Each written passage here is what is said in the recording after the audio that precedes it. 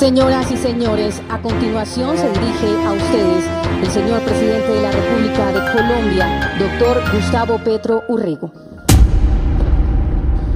El de la fase final del gobierno, fase final que tiene que ser marcada necesariamente y sobre todo este año por el cumplimiento del programa. Cumplir es lo que el pueblo demandó en su voto del 2022, quiso un cambio, ese cambio debe profundizarse. El cambio tiene que ser democrático, es decir, que el pueblo tenga cada vez más poder. Democracia no significa más sino el poder del pueblo. Y las reformas que se han presentado tienen que ver con eso.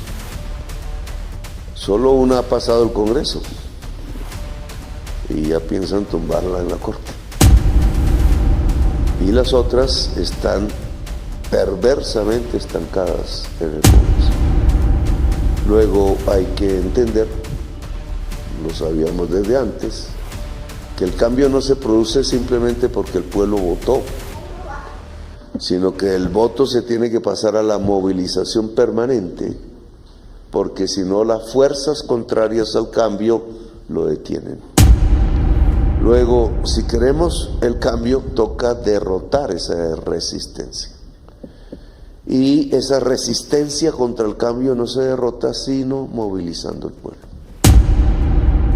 Y entonces las normas nos van a obligar a que cedamos a la codicia y no protejamos la vida, solo porque un poderoso se adueñó ilegítimamente de ese espacio público. Pues eso lo que demuestra es un ministerio del transporte cooptado por ese tipo de poderes y codicias. Por eso no hay carreteras en las zonas donde hay violencia. Esto está correlacionado. ¿Cómo es posible que no haya una carretera por el Micay que junte a Popayán con el mar? La única capital de toda Colombia, no es la única porque hay otras obviamente mediterráneas, pero de los departamentos del litoral pacífico que no van mal. ¿Cómo es posible que en un departamento que tiene mar, de todos los departamentos de Colombia, el único que no junta su capital con el mar es el Cauca y Popayán? Y entonces se explica por qué esos campesinados terminan sembrando hoja de coca. No tienen salida, y si su salida es al mar, lo que pueden exportar es cocaína.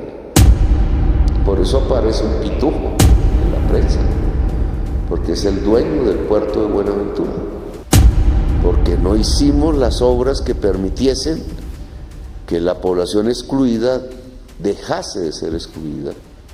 Y cuando este gobierno lo intentó, entonces apareció que las vigencias futuras ya están amarradas, que los contratos ya están amarrados, que hay que hacer recortes presupuestales porque nos obligan a recortar, que no quieren las fuerzas que van contra el cambio, que tengamos recursos, así sea desplazándolos de los lugares de los grandes negocios hacia las obras que necesita el pueblo de Colombia.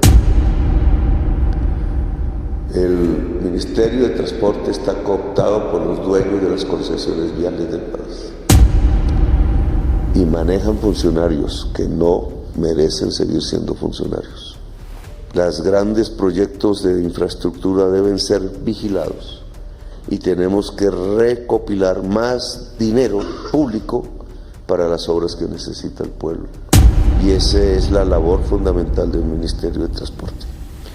Así que, entonces, buen viento y buena mar. Empezamos, cuando damos el próximo Consejo de Ministros será transmitido públicamente, porque el pueblo merece saber cómo dirigen sus gobernantes el país. Gracias, muy amables.